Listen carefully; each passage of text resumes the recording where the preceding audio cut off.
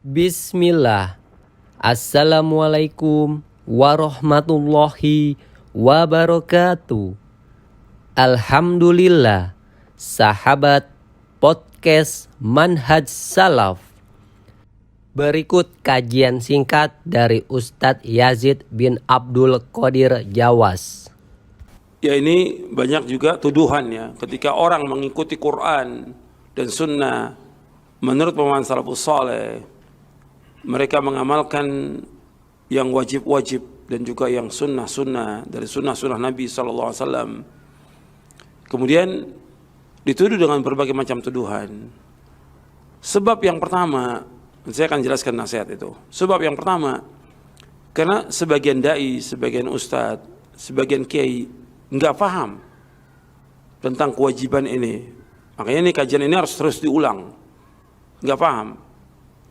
Sehingga ketika ada orang karena tidak pahamnya dan dia tidak juga membaca dalil dari Quran dan Sunnah Nabi yang sahih, sehingga ketika ada orang mengamalkan ini, mengikuti dalil, mengikuti Quran, mengikuti Sunnah, itu dianggap oleh mereka dengan tanggapan yang sinis. Ini yang salah pertama kali ya para dai-nya, para ustadznya, para kiai gitu. Bahkan ada kiai yang memang kasar. Orang berjenggot, mengikuti siapa jenggot ini? Mengikuti Rasulullah SAW. Tapi kalimat dia mengatakan orang yang berjenggot goblok. Ini kan kasar. Dan penghinaan kepada sunnah Nabi. Dan menghina Rasulullah SAW. Semakin panjang jenggot, semakin goblok dia. Ini penghinaan. Penghinaan kepada Rasulullah SAW. Yang kedua penghinaan kepada sunnah. Yang ketiga penghinaan kepada kaum muslimin. Ini hukumannya berat ini dalam Islam. Dosanya dosa besar. Kalau dia sudah tahu itu dia menghina, bisa kufur, bahkan bisa murtad dari agama. Kalau dia tahu dalil ya dari Quran Sunnah bahwa itu benar, tapi dia sengaja untuk mengejek, menghina, itu berat hukumannya. Seperti yang Allah sebutkan dalam surah At-Taubah. Bahkan Allah menyebutkan dalam ayat itu dengan istihza kepada Quran, kepada Allah, kepada Rasulnya, yaitu faqad kafartum ba'da imanikum. Kalian telah kufur setelah kalian beriman. Berat hukumannya. Nah, karena kiai-kiai, ustadz-ustadz nggak paham tentang sunnah, kemudian mereka mencela sunnah, kemudian bukannya mencela, bahkan menuduh orang yang berjenggot, yang tidak isbal, itu dengan teroris. Kesalahan yang pertama kali pada dai-dai dan ustadz-ustadz kiai-kiai ini yang salah pertama kali. Sehingga apa? Terpengaruhlah orang tua antum tadi, seperti yang ditanyakan oleh penanya itu, terpengaruh orang tuanya.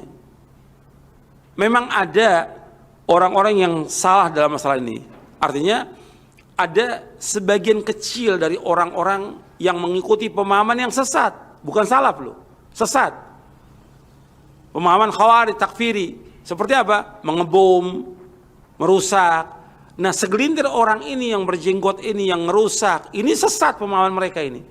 Mengkafirkan penguasa, orang yang berbuat dosa besar, kafir dan yang lainnya. Ngebom, ini Islam nggak pernah mengajarkan. Rasul nggak pernah mengajarkan. Kita juga dalam dakwah nggak pernah mengajarkan. Ini sesat, sehingga disebarkan pemahaman ini oleh orang kiai-kiai ini. Itu lihat tuh, yang berjenggot itu ngebom segala macam. Sehingga yang ada di benak sebagian orang tua yang awam, yang mereka nggak pernah nuntut ilmu, wah ini ciri orang teroris ya berjenggot. Gitu. Yang dosa pertama kali yang besar dosanya siapa? Kiai-kiai ini, para dai, para ustadz ini. Yang kedua para pejabat yang nggak ngerti agama. Apakah dari angkatan bersenjata, dari Polri atau yang lainnya. Pejabat-pejabat ini juga nggak ngerti agama, tapi ngomong tentang agama pejabat ini. Digeneralisir semuanya. Memang ada yang salah orang berjenggot, yang dia mengikuti pemahaman yang sesat. Harus pahami dulu, ini pemahaman sesat, ngebom, mengkafirkan, sesat. Kemudian katakan bahwa orang yang berjenggot teroris, kesimpulannya. Sehingga orang tua itu dari dia melihat TV, baca koran, apalagi sekarang dengan media sosial, dipahami orang berjenggot teroris. Ini salah. Yang pertama kali berjenggot Rasulullah SAW, apa yang dianggap Rasulullah teroris? Dosa besar, bahkan bisa kafir orang itu. Menuduh Rasulullah dengan tuduhan-tuduhan yang nggak benar. Jadi harus dipahami dulu, ini udah salah. Sekarang udah terjadi yang seperti ini. Nah, sekarang sikap bagaimana seorang anak kepada orang tuanya? Ya, sikap anak wajib dia berbuat baik kepada orang tuanya. Wajib birrul walidain. Wajib dia untuk berbuat bakti pada orang tuanya. Jelaskan dengan pemahaman yang benar. Saya nggak ikut. Bapak sebaiknya ikut aja pengajian saya. Jadi ajak bapak itu atau ibu itu ke pengajian-pengajian yang diajarkan Quran dan Sunnah Fahmi Salam. Yang kedua, berikan buku-buku. Buku-buku tentang dalil-dalil dari Quran Sunnah ini.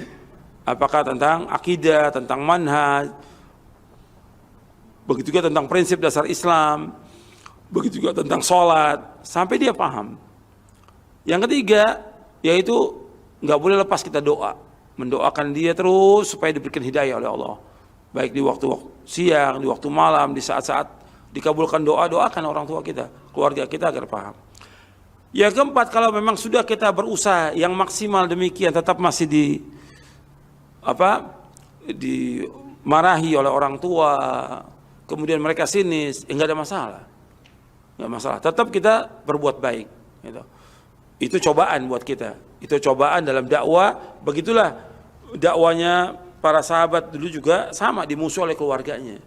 Yuk sahabat, bantu sebarkan dakwah salaf. Semoga dakwah ini bisa terus berkembang.